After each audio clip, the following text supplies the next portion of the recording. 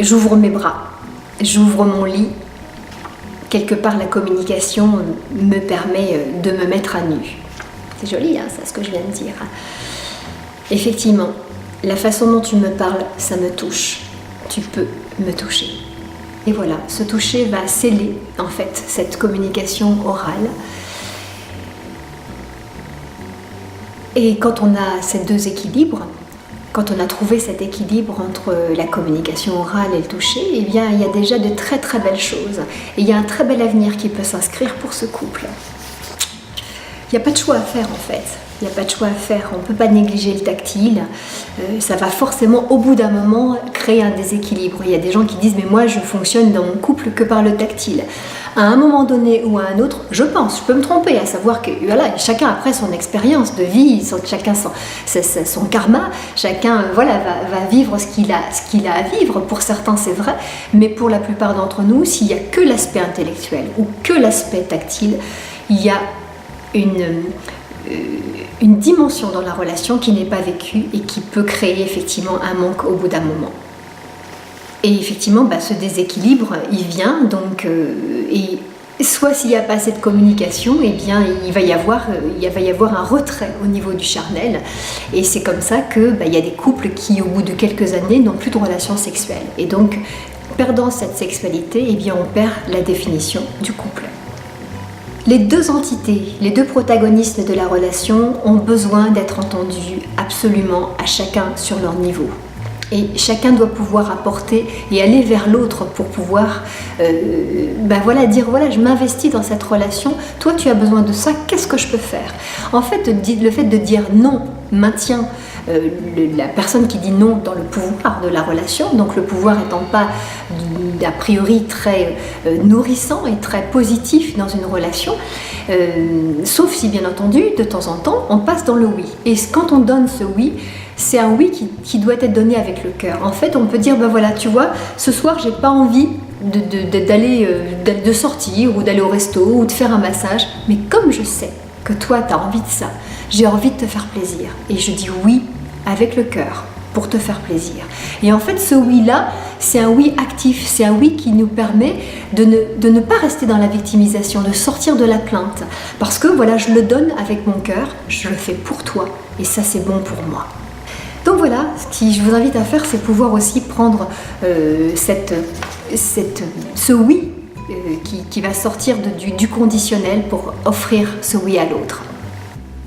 Voilà les amoureux, ce sera le mot de la fin sur cette communication et cette relation avec le toucher, sachant que donc ces deux aspects du couple sont absolument essentiels. Le couple, c'est une très jolie valeur. C'est une entité qui mérite d'être créée avec le plus de cœur possible et qui va nous permettre de cheminer sur des vagues qu'on ne connaissait pas, puisqu'il n'y a rien de mieux que le couple pour pouvoir créer des déferlantes et refaire surgir des blessures très anciennes qui ont besoin d'être mises à jour et d'être guéries, et ça grâce à l'autre. Donc je vous souhaite une très belle aventure dans le couple. Le couple pour moi c'est vraiment un élément très important, très agréable à travailler, être facilitante pour ces gens qui viennent me voir. Et c'est pour ça que pour les couples qui ont envie d'aller un petit peu plus loin, qui ont envie de retrouver le plaisir de se toucher, qui ont envie d'apprendre à communiquer d'une façon beaucoup plus respectueuse, j'ai créé un stage qui s'appelle Peau et mots, le duo. Et en fait, sur 2 sessions de 2 jours et demi, eh bien, on va pouvoir ensemble, en restant bien entendu en duo, hein, on reste dans son binôme, on va pouvoir, par des jeux, par tout un tas d'approches ludiques, respectueuses, amoureuses, réapprendre à communiquer ou apprendre à communiquer, hein, parce que c'est pas inné du tout de communiquer. En fait, on n'est pas du tout éduqué pour ça. En général, les parents, voilà, ils ne transmettent que ce qu'ils ont reçu à leur tour. Donc beaucoup d'injonctions, beaucoup d'impératifs, beaucoup d'ordres et rarement une invitation à, et également aussi rarement une invitation à écouter notre ressenti. Donc on va être dans cet équilibre à rechercher d'une communication qui soit fluide, qui soit la plus belle possible, pour que l'homme puisse avoir sa place tout autant que la femme, mais également pour avoir une approche aussi du toucher, donc par le massage, donc un massage toujours très respectueux, un massage voilà, qui va permettre de recontacter, reconnecter l'autre et reconnecter son cœur et connecter notre cœur au sien. Voilà, donc ce stage se fait, le prochain stage c'est au mois de février, le 3, 4, 5 février, vendredi, samedi, dimanche. Et la suite de ce stage, c'est le 18, 19, 20 mars. Voilà, donc quand on commence un premier cycle, on va jusqu'au bout du deuxième parce que c'est vraiment progressif et on sort de là beaucoup plus amoureux et beaucoup plus engagé dans la joie et dans le plaisir d'être ensemble. Et je pense que ça vaut vraiment le coup si vous avez le courage et l'envie de faire perdurer dans le plaisir et dans le bonheur le couple et tout simplement aussi pour préserver la famille. Dans la suite de cette petite conférence, de cette présentation, je vais vous proposer quelques petits exercices à pratiquer tranquillement chez vous. Et voilà, donc je vais inviter les couples à venir vous montrer ce que je leur propose et que vous puissiez faire à votre tour quelque chose qui ressemble à ça et qui vous fasse le plus grand bien. Voilà, je vous souhaite tout le meilleur et je vous souhaite de trouver le courage pour pouvoir prendre la main de l'autre, l'emmener sur un chemin qu'il ne connaît pas. C'est pas évident du tout. Et voilà, si je peux être là aussi pour ça et vous offrir cette voix au travers du stage Poémo, eh bien écoutez, ce sera tout à mon honneur. À très bientôt.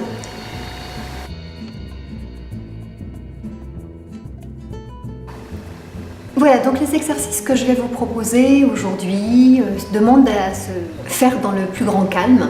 Je vous invite à vous isoler, à vous mettre dans une pièce où vous vous sentez bien, à mettre les petits au lit, à décrocher le téléphone et à avoir l'envie, bien entendu, de faire ces quelques petites expériences.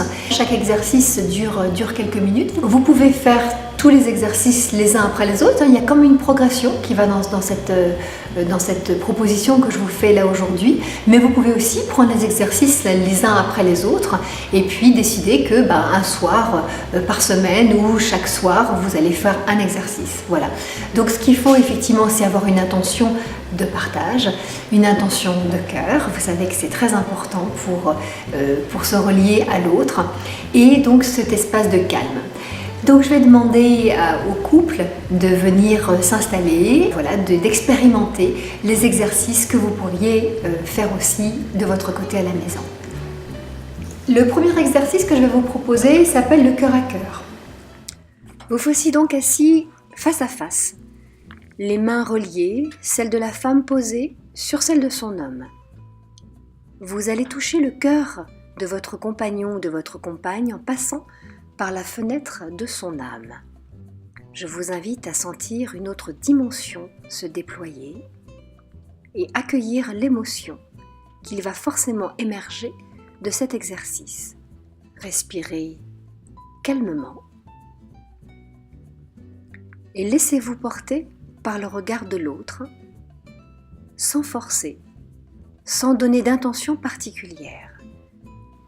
Vous pourrez expérimenter cet exercice pendant quelques minutes et ensuite quitter le regard tout en gardant les mains liées. Vous pourrez ensuite exprimer ou pas avec des mots simples comment vous vous sentez après l'exercice sans commenter votre ressenti ni celui de l'autre. Et vous finirez en vous remerciant tendrement. Le deuxième exercice s'appelle l'enveloppe d'amour. C'est un exercice qui se fait les yeux fermés. Vous pouvez choisir de les bander avec un foulard ou les garder fermés jusqu'au bout. L'homme reçoit les mains de sa compagne. Il va ensuite ressentir, sans bouger, le poids des mains de sa femme, la chaleur, la douceur, la rugosité, sans rien dire. C'est alors que la femme, toujours les yeux fermés, va toucher délicatement le visage de son homme, avec une intention bienveillante, d'enveloppement, de douceur, de soin. Un mouvement très lent, très caressant. On prend tout son temps.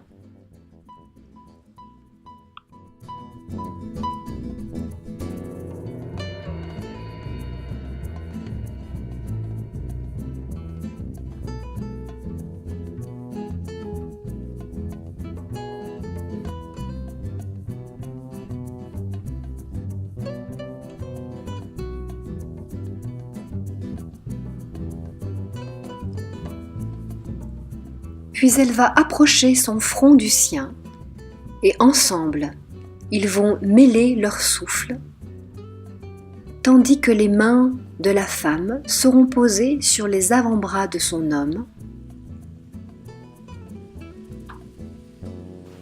La respiration est calme, tranquille, profonde.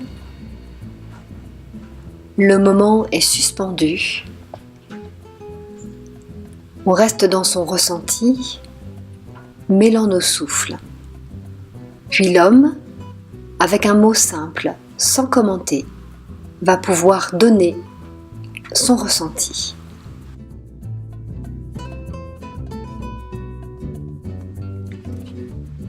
C'est maintenant au tour de l'homme de poser ses mains sur celles de sa femme et à elle, les yeux toujours fermés, de ressentir le poids, la chaleur, la douceur, les sensations.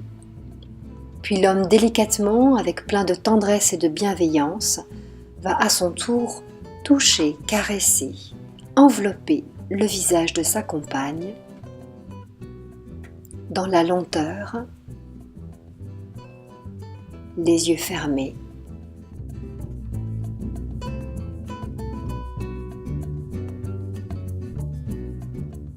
Puis à nouveau, les fronts se rapprochent, les souffles se mêlent.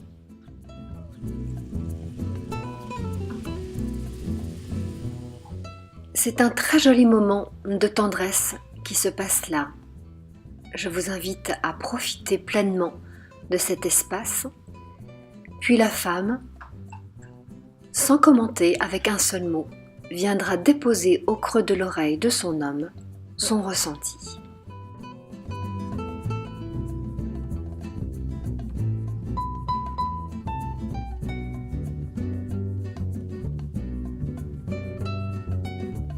Le troisième exercice s'appelle Remember.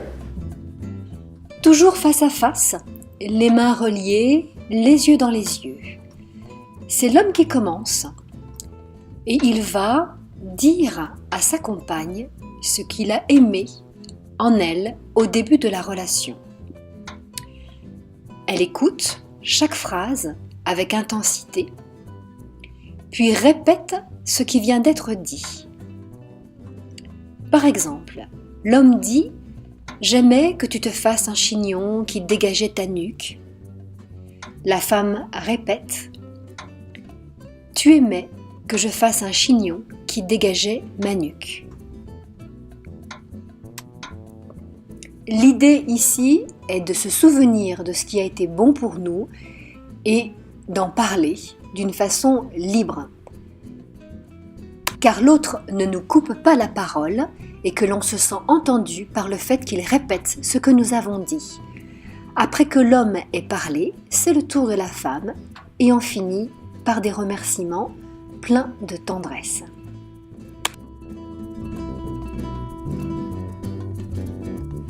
Et le dernier exercice s'appelle Petite promesse. Les genoux sont collés, votre main gauche est posée sur le cœur de l'autre. Vous écoutez sa respiration, les yeux dans les yeux. L'homme commence et il va exprimer une promesse qu'il va tenir sur les 2 prochaines semaines. Sa compagne, pour qu'il se sente entendu, va répéter mot pour mot la promesse qui vient d'être énoncée. Faites attention de vous promettre quelque chose qui soit agréable, ludique et que vous puissiez tenir, et que surtout cette promesse puisse faire plaisir à l'autre. Il s'agit là d'offrir quelque chose d'inhabituel, qui demande peut-être une implication, en tout cas du temps pour l'autre. La phrase pourrait commencer par « Par amour pour toi, voilà ce que j'ai envie de t'offrir sur les 2 prochaines semaines. » Confirmation, et on change les rôles. Donc je vous rappelle de terminer chacun de vos exercices en gardant bien le regard de l'autre dans vos yeux, de garder le sourire sur les lèvres et d'avoir cette intention de cœur d'une bienveillance et d'une tendresse à partager. J'espère que ces quelques exercices vous feront le plus grand bien et vous donneront envie d'aller un petit peu plus loin dans cette relation qui semble très importante pour vous. Sachez qu'il y a encore plein d'autres belles choses à découvrir et que votre couple en vaut vraiment la peine.